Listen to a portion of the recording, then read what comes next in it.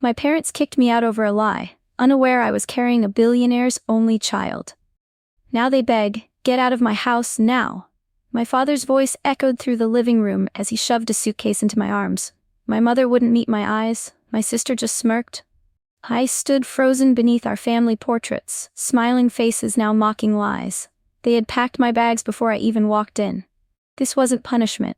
It was exile. I never stole anything. I never lied. I whispered, my hand instinctively resting on my stomach. 8 weeks pregnant. They had no idea. No idea the father was Camden Reynolds, heir to the Reynolds real estate empire, the company behind half the skyscrapers in the city. No idea that kicking me out tonight would be the biggest mistake of their lives. I didn't cry. I didn't beg. I walked out into the cold, whispering to the tiny life inside me, they just erased their future. What I didn't know then? In 2 years, I'd be standing in a glass tower, while the people who called me a thief waited outside my office, begging for help. I'm Olivia Bennett. I was 21 when my family kicked me out over a rumor, without asking a single question. What they didn't know? I was 8 weeks pregnant with the child of a man they would have groveled to impress. Growing up in Oakwood Heights meant learning early that image mattered more than truth. My father, Richard, was a senior VP at First National Bank. Polished, respected, emotionally distant. My mother, Diana, perfected her role as the hostess of every neighborhood gathering. To them, success meant smiling for holiday cards while hiding every crack underneath. My sister Cassandra was their crown jewel, valedictorian, debate team champion, future law firm partner. I was the quiet one. The helper. The fixer. The girl who got straight A's without applause and paid for her own car, while Cassandra got hers with a ribbon on top. Then came Camden Reynolds. We met during my internship at Reynolds Urban Planning. He was the guy in rolled-up sleeves reviewing housing plans no one else cared about. When I presented my proposal during a team session, Camden lingered after. "You don't just design for aesthetics," he said. "You design to solve real problems." Coffee breaks turned into evening walks by the river. We bonded over blueprints and shared values. He wasn't the billionaire heir everyone whispered about. He was just Camden. Humble. Thoughtful. The first person who made me feel seen. He never flaunted his name. He drove a beat-up sedan and wore the same leather watch his grandfather gave him. When I finally asked why, he just shrugged. People treat you differently when they know. I'd rather be judged by what I build. So I kept him a secret from my family. I wasn't ready to see Camden reduced to a resume by my father or claimed like a prize by Cassandra. He was the one part of my life that felt truly mine. Home was tense. Cassandra had just moved back after law school, and suddenly, I was competing for space in a house where I'd never quite belonged. One morning at breakfast, she casually mentioned that $5,000 was missing from Dad's private account. I didn't think much of it, until I realized it was the first thread in a web she was already spinning. The night before everything exploded, Camden and I sat on his rooftop, the city lights twinkling like distant stars. He squeezed my hand and said softly, "I think I'm falling in love with you." The next morning, I took a pregnancy test. 2 pink lines. My entire future shifted in that moment, but I never got to tell Camden. Never got to tell anyone. That evening, my family had already decided who I was. A thief. A liar. Not a daughter. That Friday night, I parked outside my parents' house, noticing Cassandra's BMW and my Uncle Robert's Mercedes already in the driveway. Strange, no one mentioned he'd be joining us for dinner. The house smelled like nothing when I walked in. No roasting chicken, no garlic bread, just the sterile scent of my mother's expensive candles. They were waiting in the living room. Dad in his armchair. Mom perched on the edge of the sofa, Cassandra standing by the fireplace, arms crossed. Uncle Robert, Dad's older brother and family attorney, sat with a manila folder on his lap. "Sit down, Olivia," Dad said. No hug, no hello. I sat, stomach fluttering with morning sickness I was trying to hide. "There's no easy way to say this," he continued, voice clipped like he was firing an employee. "We know what you've been doing." My mind raced. Did they find out about Camden? About the pregnancy? "I don't know what you're talking about," I said. Cassandra made a disgusted sound. Of course she'd deny it. She's always been sneaky. Deny what? I asked, looking from face to face. No one would meet my eyes except Cassandra, who was practically glowing. Dad nodded to Uncle Robert, who opened the folder and pulled out bank statements. He passed them to me with highlighted withdrawals. $5,000 in March, $3,200 in April, $4,300 in May. These transactions were traced to your student ID card. Uncle Robert said, used at the campus ATM. My mouth went dry. That's impossible. I never. Save it, Olivia. Cassandra interrupted. We found these too. She tossed several credit card statements onto the coffee table. My father's business card, charges for designer clothes, jewelry, weekend trips I'd never taken. That's not me, I whispered. I don't even have access to Dad's accounts. Stop lying, my mother finally spoke, voice breaking. We raised you better than this. You didn't raise me to steal because I'm not a thief, I said. Louder now. Someone's setting me up, and I suppose someone was setting you up with this too? Cassandra pulled out her phone, showing screenshots of text messages that looked like they came from my number. Messages to someone named Marcus about meeting at hotels, taking money from my boring family. I've never seen those. I don't know any Marcus. I've been dating. I stopped myself. Dating who? Dad demanded. Camden. I wanted to say his name, use it like a shield. But something in Cassandra's smirk stopped me. This felt calculated. Rehearsed. No one, I said. This is all a mistake. The only mistake was trusting you, Dad said, standing. We've made a decision. Uncle Robert pulled out another document. We're removing you from the family trust, effective immediately. And from this family, my father added quietly. The room tilted. What does that mean? It means you need to leave, Mom said, voice hollow. Tonight? You're kicking me out? Over lies? I looked at each of them. You're not even going to investigate? Ask questions? Let me defend myself? The evidence is clear, Uncle Robert said. I'll help you pack, Cassandra offered with false sweetness. I already did, Mom whispered, and that's when I saw it. The suitcase by the stairs. One suitcase for 21 years of life. You packed before I even got here, I said, realization dawning. You already decided. You never planned to hear my side. No one answered. The silence confirmed everything. I stood, legs shaking. I'm your daughter. Not anymore, Dad said, not looking at me. You have 30 minutes to collect anything else you need. I felt it then, a strange, cold clarity washing over me. These people weren't my family. They never had been. I don't need 30 minutes, I said, picking up the suitcase. It was shockingly light. And I don't need you. As I walked to the door, Cassandra followed, whispering so only I could hear. Did you really think Dad would choose you over me? You've always been the family disappointment. I turned to look at her one last time. And you've always been exactly who I thought you were. I walked out into the night, the suitcase in one hand, my other hand instinctively shielding my stomach. The family who threw me away had no idea what they'd just done. No idea who they'd just lost. No idea that their grandchild would be born into a world they couldn't touch. I got into my car and drove away from the house I'd never call home again. The motel room smelled like bleach and old cigarettes. I sat on the edge of the bed, numb, staring at my phone. 17 missed calls from my mother. 0 from my father. I couldn't bring myself to call Camden. What would I say? My family threw me out. I'm pregnant. Surprise. Instead, I opened my laptop and checked my bank account. $843.27. 2 months of rent at even the cheapest apartment would wipe that out. I placed my hand on my stomach. We'll figure this out, I whispered, though I had no idea how. Sleep came in fitful bursts. I woke at 3 a.m. to my phone buzzing. A text from Cassandra. Mom's upset. Maybe if you apologize and return the money, they'll reconsider. Return money I never took. Apologize for things I never did. I deleted the message and turned off my phone. The next morning I forced myself to shower, to dress, to move forward, one foot in front of the other. That's when I noticed. My old journals were missing from my suitcase. The ones I'd kept since high school, documenting every accomplishment, every dream. But they'd packed my hairdryer, my winter coat, even my childhood teddy bear. Just not the parts of me that proved who I really was. I spent the day at the public library, using their computers to search for jobs and cheap apartments. Nothing I could afford while paying tuition. I'd have to drop out or take a semester off. When my phone battery died, I realized I'd left my charger at home, at what used to be home. That night, I dug through my wallet for loose change to buy dinner from the vending machine.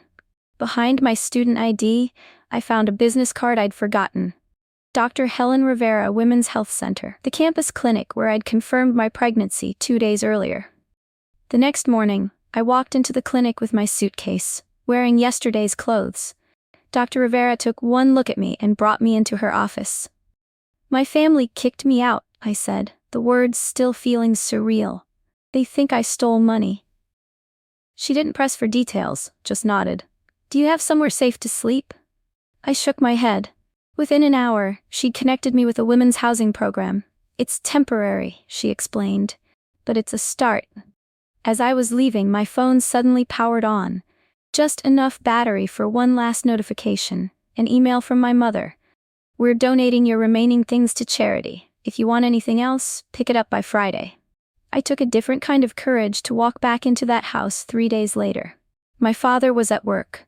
My mother watched silently from the kitchen as I climbed the stairs to my old room. Most of my belongings were already gone. Dresser drawers emptied, closet bare, photos removed from walls. I was being erased. In the back of my bookshelf, I found what I was really looking for: my file box of financial records. Every receipt, every bank statement, every scholarship document. Evidence. As I was leaving, I noticed something on the kitchen counter. My father's laptop was open, his email visible. I shouldn't have looked, but something pulled me forward. There it was, an email chain between my father and Cassandra. Subject: Olivia, situation handled. I froze, scanning the screen quickly. Withdrew her from the trust before she could claim her portion when she turns 22 next month. Transferred the full amount to Cassandra's account as discussed. Robert has the paperwork ready to remove her from the will as well. My hand flew to my mouth to stifle a gasp. This wasn't about missing money. This was about my trust fund, the one my grandparents had set up for each grandchild. The one that matured on our 22nd birthday. The one Cassandra had figured out how to steal. I quickly took photos of the emails with my dying phone. As I turned to leave, my mother stood in the doorway. "You shouldn't be looking at private emails," she said, voice flat. "And you shouldn't have believed Cassandra's lies," I replied, walking past her. "Where will you go?" she asked as I reached the front door. I paused, hand on the knob. "Somewhere I'm actually wanted." That night, in my temporary housing room, I finally called Camden. When he answered, I couldn't speak past the lump in my throat. "Olivia?" His voice was worried. "What's wrong?" "Everything. Nothing. My family threw me away over money. I'm pregnant with your child. I have nowhere to go." But what came out was simpler, more true. "I need you." "Where are you?" he asked without hesitation. "At the Women's Center on Maple Street," I said, tears finally breaking free. "Camden, there's something you need to know." Camden arrived in 20 minutes. He stood in the doorway of my small temporary room, taking in the suitcase, the bare walls, the woman's shelter pamphlets on the bedside table. His eyes asked a dozen questions, but his voice only said, "I'm here." When I told him about the pregnancy, he sat down beside me, quiet for a long moment. Then he took my hand. "Whatever you want to do, I'll support you," he said. "But I hope you know I'm not going anywhere." I showed him the photos of my father's emails. His jaw tightened as he read. "They set you up," he said, "to steal your inheritance." I nodded. Cassandra forged bank transactions, texts, and they believed her without question. Something shifted in Camden's eyes then. Not pity, but resolve. "Stay with me," he said, "at least until you figure out what you want to do." That night in Camden's guest room, I made a decision. I wouldn't cry. I wouldn't beg. I would build. First, I needed evidence. The next morning, I walked into Meridian Bank, where my father had worked for 20 years. "I'd like to speak with someone about fraudulent activity on my accounts," I told the manager. I showed her the transaction records, explained the timeline. She pulled up the security footage from the campus ATM, where I had supposedly withdrawn the money. There on the screen was Cassandra, wearing a hoodie similar to mine, using a card that looked like my student ID. "Would you like to file a police report?" the manager asked. I considered it. A fraud report would go on Cassandra's record. It would embarrass my father at his own bank. Not yet, I said. I need copies of everything first. Next, I contacted my university's financial aid office and explained my situation. The advisor there helped me apply for emergency housing and additional grants. I wouldn't have to drop out after all. You should also speak with legal services, she suggested. They offer free consultation for students. The campus lawyer reviewed my trust documents. They can't legally remove you without clear evidence of criminal activity, he explained. These forged transactions wouldn't hold up in court. Each step I took wasn't about revenge. It was about protection. About building a foundation they couldn't shake. I opened a new bank account at a different bank. I changed all my passwords. I documented everything in a journal with dates, times, and witnesses. Camden watched me moving through these days with quiet determination. He never pushed, never tried to take over. He just offered his spare room, his car when I needed it, and his presence when things got too heavy. One evening, he handed me a business card. My friend Eliza is a lawyer who specializes in trust litigation. Talk to her. Eliza was sharp, direct, and immediately understood. This isn't just about your trust fund, she said. This is fraud, identity theft, and familial fiscal malfeasance. She laid out a plan. Document everything, gather witnesses, prepare for court if necessary. But first, she advised, give them enough rope to hang themselves. I nodded, understanding what she meant. Let them think they'd won. Let them get comfortable in their betrayal. That night, I deleted my social media accounts. All of them. I changed my phone number, keeping my old one active just to monitor their messages. The texts from my mother became less frequent. My father never called at all. Cassandra sent one smug message. Dad got me a new car with my graduation gift. Hope the bus is running on time for you. I printed it out and added it to my evidence folder. 2 weeks after being kicked out, I sat at Camden's kitchen table with stacks of documents, bank records, and legal advice spread before me. I was building a case that could destroy my family's reputation, freeze their assets, and publicly expose their fraud. But as I looked at my father's signature on the trust transfer documents, something shifted inside me. This wasn't just about money anymore. This was about the truth, about justice, about making sure they could never hurt me or my child again. I placed my hand over my stomach, now showing the slightest curve that only I could notice. They think they've erased me, I said to Camden, who sat quietly nearby, but they've just freed me to become someone they can't control. He nodded, understanding what I wasn't saying, that the best revenge wouldn't be destroying them. It would be succeeding without them. What's the next step? He asked. I closed my evidence folder and smiled for the first time in weeks. We build something they can't ignore. 6 months passed quietly. My belly grew. My resolve hardened. Camden and I moved from roommates to partners, taking each day as it came. We didn't rush into living together permanently. He understood I needed space to rebuild my identity separate from anyone else. My father's firm, Bennett Financial Advisors, was celebrating its 10th anniversary with a charity gala. The event would honor my father's commitment to family values and financial integrity. The irony wasn't lost on me. I received no invitation, of course, but Camden did. As the Reynolds heir, he was on every high society guest list in the city. You don't have to go, he said, showing me the embossed card. I studied it, running my fingers over the raised lettering. Actually, I think we both should. The plan wasn't complicated. We didn't need disguises or elaborate schemes. The truth was weapon enough. On the night of the gala, I wore a simple black dress that elegantly showcased my 7-month pregnant belly. Camden wore a tailored suit, his grandfather's watch on his wrist. We arrived fashionably late, just as my father was preparing to give his speech. The ballroom of the Grand Meridian Hotel glittered with wealth and pretension.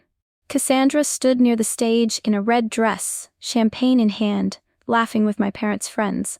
My mother hovered near my father, her practiced smile firmly in place. Nobody noticed us at first. We moved through the crowd like shadows, Camden nodding politely to acquaintances as we made our way closer to the stage. Then my mother saw me. Her champagne glass froze halfway to her lips. That she nudged my father, whose head turned sharply in my direction. Cassandra followed their gaze, her smile vanishing. The MC tapped the microphone. Ladies and gentlemen, please welcome our man of the hour, Richard Bennett. Applause filled the room as my father approached the podium. He adjusted his tie, trying not to look in my direction. Thank you all for coming tonight, he began. Family has always been the foundation of everything I do. Camden squeezed my hand. There, I took a deep breath and stepped forward. Is that why you kicked your daughter out when she was pregnant? My voice carried across the suddenly silent room.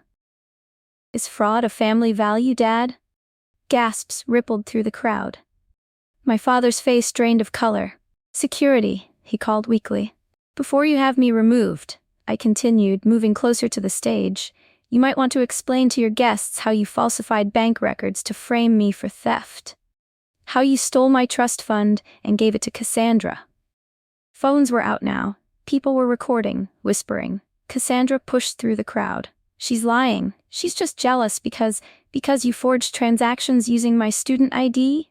I asked calmly. I have the bank's security footage showing you at the ATM, Cassandra, wearing my hoodie. My mother stepped forward. Olivia, please. This isn't the place. Where is the place, Mom? Your house? You packed my bags before even asking for my side of the story. You erased me from your family over lies. My father gripped the podium. That's enough. No, it's not nearly enough, Camden said, stepping beside me. Your daughter was carrying my child when you threw her out. Did you know that? The whispers grew louder. The Reynolds name had weight in this room, more than the Bennetts. Your grandchild, I added, hand on my belly, will be born in 8 weeks. They'll never know you, never carry your name, never inherit your shame. My father's business partner approached the stage, whispering urgently in his ear. Several guests were already leaving, shooting disapproving glances at my family. Olivia, my father finally said, voice strained, let's discuss this privately. Like you discussed my future privately with Cassandra and Uncle Robert? I pulled out my phone and pressed play on the recording I'd made in his study. His voice filled the ballroom. Once we remove her from the trust, transfer everything to Cassandra, Olivia won't have the resources to fight it. The room fell deadly silent. I turned to address the shocked crowd. My father built his reputation on trust and family values. Now you know the truth about both. I didn't raise my voice. I didn't need to. The truth has its own volume. As Camden and I turned to leave, his hand protectively at the small of my back, I locked eyes with my sister one last time. Enjoy the trust fund, Cassandra. I found something more valuable. We walked out, heads high, leaving behind a room full of shocked whispers and my family's crumbling reputation.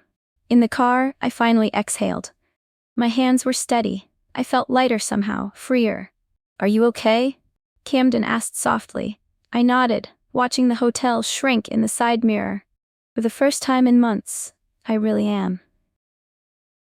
The next morning, my father's firm lost 3 major clients. By the end of the week, he'd been asked to take a leave of absence pending an ethics investigation. I didn't celebrate their downfall. I simply turned my focus to the future growing inside me, a future they would never touch. My daughter Eliza was born on a Tuesday morning in June, pink-cheeked and perfect, with Camden's eyes and my stubborn chin. As I held her that first day, I realized something had fundamentally shifted inside me. She curled her tiny fingers around mine, like she was reminding me I wasn't alone anymore. The anger I'd carried for so long had softened into something else. Not forgiveness, exactly, but release. Life reorganized itself around Eliza's needs. Midnight feedings, first smiles, the tiny grip of her hand around my finger that somehow anchored me to the earth more securely than anything before. Camden proved to be the partner I'd hoped for. Present, patient, changing diapers at 3 a.m. without complaint. We moved into a modest townhouse near the university, where I'd return to finish my degree, juggling motherhood and architecture classes with Camden's support. 3 months after Eliza's birth, the legal proceedings I'd set in motion reached their conclusion. The trust my grandparents established was restored to me with interest. My father's firm settled quietly to avoid criminal charges, though his reputation never fully recovered. I didn't flaunt my vindication. I simply deposited the money into Eliza's college fund and moved forward. The phone calls started around Eliza's first birthday. My mother tentative at first, leaving voicemails about missing me, about regrets. "We made a terrible mistake," she said in one message. "Your father was wrong. I was wrong. Please, Olivia, let us meet our granddaughter." I listened, but didn't respond. Some bridges stay burned. Cassandra tried once, a carefully worded email about family healing that never once contained the words sorry. I archived it without replying. My father never reached out directly. Instead, he sent a formal letter through his new attorney, offering financial compensation for emotional distress. As if my worth could be measured in dollars, I donated the exact amount he offered to a women's shelter, the one that had given me a bed when I had nowhere else to go. 2 years after being thrown out of my family home, I graduated with honors. Camden and Eliza cheered from the audience. My daughter now toddling and babbling in a tiny cap and gown Camden had specially made. That night, he proposed. Not with grand gestures or public displays, but quietly on our back patio while Eliza slept inside. "We've done everything backwards," he said with a small smile. "But I wouldn't change any of it." Neither would I. We married that fall in a small ceremony attended by friends who'd become family. Camden's parents, who had welcomed me without judgment despite the circumstances, hosted the reception at their home. As we danced under string lights in their garden, I caught a glimpse of uninvited guests lingering near the property edge, my mother and Cassandra watching from a distance. I felt nothing but a calm certainty that they no longer had power over my happiness. "Do you want me to ask them to leave?" Camden whispered, following my gaze. I shook my head. "They're already gone from my life. They just don't know it yet." Later that night, as we drove away, I didn't look back. The rearview mirror was meant for checking what might hit you from behind, not for staring at roads already traveled. When Eliza turned 3, Camden and I started our own firm, Bennett Reynolds Urban Solutions. We specialized in affordable housing and community-centered design, the very thing that had brought us together. Our office was in a refurbished warehouse downtown, with a playset in the corner where Eliza could play while we worked late. Our team was small but dedicated. We built our reputation project by project, client by client. Sometimes I'd catch glimpses of my old family in the society pages. My father, older now and less confident in photos. My mother, smile-strained. Cassandra, recently divorced according to the gossip columns. I felt no satisfaction in their struggles, no vindication. I had outgrown the need for their downfall to feel complete. The truly unexpected outcome wasn't financial success or professional recognition, though both came eventually. It was the quiet peace I found in creating a family built on truth rather than appearance, on support rather than competition. I had been raised to believe family was something you were born into, a fixed identity you either lived up to or failed. Now I understood that family was something you could also build, intentionally and with care. One evening, as Camden and I sat on our back porch watching Eliza chase fireflies across the lawn, he asked, "Do you ever regret how things happened?" I considered the question seriously, watching my daughter's delighted face as she cupped a glowing light in her small hands. "No," I said finally. "I'm not glad it happened, but I'm proud of who I became because it did." He nodded, understanding. I wasn't defined by being thrown away. I was defined by what I built from those broken pieces, a life more authentic than the one I'd lost, a family founded on love rather than obligation. That was a revenge sweeter than any public downfall could ever be. 5 years after being thrown out of my family home, I sat in my office reviewing blueprints for our biggest project yet. An affordable housing development that would transform an abandoned industrial site into a thriving community. My assistant knocked on the door. "There's someone here to see you. He doesn't have an appointment." I glanced at my calendar. "Who is it?" "He says he's your father." The pen in my hand stilled. I hadn't seen my father since that night at the gala. "Show him in," I said after a moment. Richard Bennett looked older than his 60 years. The confident posture was gone, replaced by a slight stoop. His expensive suit hung looser on his frame. "Olivia," he said, standing awkwardly by the door. I gestured to the chair across from my desk. "What can I do for you?" He sat, placing a folder on the edge of my desk. "I'm not here to ask for forgiveness." "Good, because I'm not offering it." He nodded, accepting this. Your mother is sick. Cancer. It's advanced. Something twisted in my chest, but I kept my expression neutral. I'm sorry to hear that. She'd like to see you, and Eliza. He glanced at the photos on my desk, my daughter at her 4th birthday, Camden teaching her to ride a bike. Why now? I asked. It's been 5 years. He opened the folder, pushing it toward me. Because we've lost everything. Inside were financial statements, foreclosure notices, medical bills. Bennett Financial had collapsed 6 months ago amid an investment scandal. The family home was being sold to cover debts. We have nothing left, he said simply. Cassandra's gone to live with her new husband in Europe. Your mother and I. He trailed off, the unspoken plea hanging in the air. I studied him, this man who had once seemed so powerful to me. You're here because you need something. Yes, he admitted. A place to stay, just until your mother's treatments are finished. I almost laughed at the audacity. Almost. Instead, I stood, walking to the window that overlooked the city skyline. From my office on the 30th floor of the Reynolds Tower, I could see the neighborhood where I grew up, the university where I'd finished my degree, the hospital where Eliza was born. I turned back to my father. When you threw me out, I was 21, pregnant, with nowhere to go. He looked down. I know. No, you don't know, I said calmly.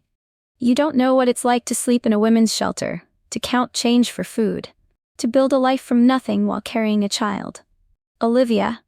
I'm not finished. My voice remained steady. You chose to believe the worst about me without question. You stole what was rightfully mine and gave it to Cassandra. You erased me from your family because it was convenient. He didn't deny it. Couldn't. I returned to my desk, closed the folder, and slid it back to him. I won't turn you away like you did to me. That's not who I am. Relief flashed across his face. But, I continued, I won't simply hand you what you need either. That's not who you raised me to be.